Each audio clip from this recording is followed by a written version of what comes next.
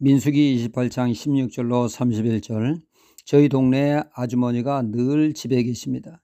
길 옆에 있는 집이라 제가 지나가면서 한마디 했죠. 늘 집에만 계시네요. 그 아주머니 말, 집 떠나 지방에서 일하는 남편이 5분이 멀다고 집으로 전화한다고 합니다. 집에 잘 붙어 있는지 확인차 말이죠. 남들은 그 남편 사랑이 대단하다 할지 모르지만 이는 사랑을 빙자한 사람 잡는 집착이죠. 집착이 의부 의처증으로 발전하는 무서운 것입니다. 참 사랑은 갈수록 아름답지만 사랑이 아닌 집착은 그 끝이 불행으로 끝나기에 사랑과 집착을 특히 그 청춘 남녀는 잘 구분해야 합니다. 집착은 사람을 잡습니다. 성경에서 그 과도한 집착으로 불행을 자초한 사람이 있죠. 이는 다름 아닌 애굽 왕 바로입니다. 하나님은 모세를 지도자로 세워 애굽을 떠나라고 이스라엘 백성을 인도하십니다. 이스라엘 백성이 가나안 땅으로 떠나기 위해서는 바로 왕의 허락을 받아야 합니다. 애굽의 바로 왕은 이 핑계 저 핑계를 대며 쿨하게 보내지를 않습니다. 이스라엘 백성들의 노동력에 대한 집착이죠. 말로 안 되니까 하나님은 징계의 매를 드시게 되어 애굽에 갖가지 재앙이 임하게 됩니다. 그럼에도 불구하고 바로 왕의 집착이 계속되자 하나님은 10번째 재앙으로 애굽의 모든 큰아들 즉 지위고아를 막느라고 큰아들이 죽는 재앙을 맞게 됐습니다.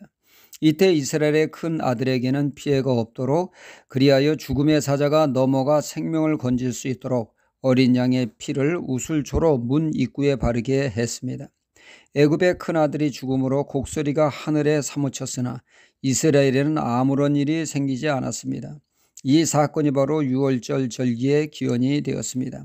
하나님은 이날을 기념하여 유월절을 지키라고 하셨죠. 유월절은 어린 양 예수 그리스도의 피로 인해 사망 권세에서 구원받는 그것을 상징하기도 합니다. 그래서 세례 요한은 예수님을 가리켜 보라 세상 죄를 지고 가는 하나님의 어린 양을 보라 라고 했죠. 예수 그리스도의 십자가의 보혈의 피가 죄로부터 우리를 구원하셨습니다.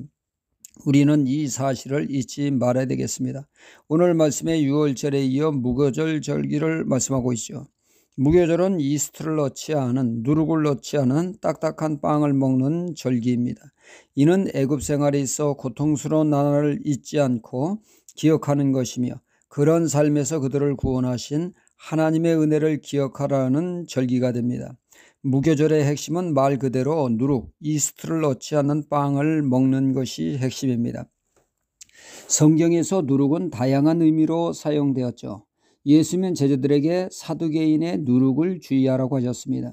누룩을 넣으면 밀가루가 부풀어 오르듯이 하나님의 말씀을 인간적인 생각과 전통으로 말씀을 부풀린 가르침, 이걸 주의하라고 하는 뜻으로 사용됐죠. 그런가 하면 하나님의 나라의 확장을 표현할 때 누룩이란 말을 주님이 사용하셨습니다. 마치 누룩을 온 밀가루에 영향을 끼쳐 부풀리듯이 복음이 온 세상을 복음함으로 하나님의 나라가 확장됨을 표현하기도 했다는 얘기입니다. 누룩은 다양한 의미로 사용되나 가장 많이 사용되는 뜻은 세상 죄와 부패를 상징한다는 것입니다. 그러니까 유월절의 십자가의 피로부터 구원받은 하나님의 백성은 구원받은 그 이후 삶의 누룩이 제거된 죄로부터 떠난 거룩한 삶을 살아야 함을 말씀하는 것이 바로 무교절이라 할 수가 있습니다. 성결한 삶, 거룩한 삶을 살라 함을 말씀하고 있다는 얘기죠. 이어서 오늘 말씀에 77절을 말씀하고 있습니다. 77절은 맥주절 또는 오순절로 불리기도 합니다. 이는 한마디로 오늘날의 추수감사제라고 생각하면 됩니다. 보리 밀 수확을 기념하는 절기죠.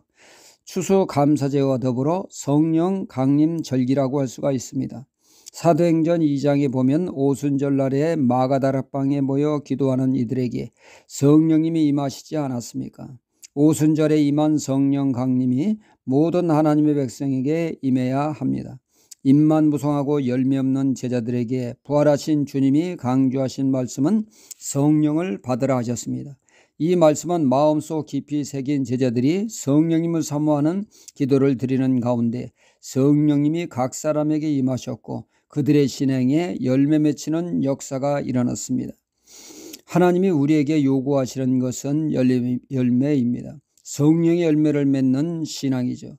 절기가 주는 의미를 우리는 마음 깊이 새겨야겠습니다. 6월절 어린 양 피로 구원 주신 예수님의 십자가의 구원을 감사하고 무교절에 누룩 없는 빵처럼 죄악으로부터 제거된 순결한 삶으로 나아가며 77절 즉 오순절의 성령 역사를 사모함으로 성령의 열매를 맺어 하나님을 기쁘시게 하는 신앙이 되어야겠습니다. 할렐루야.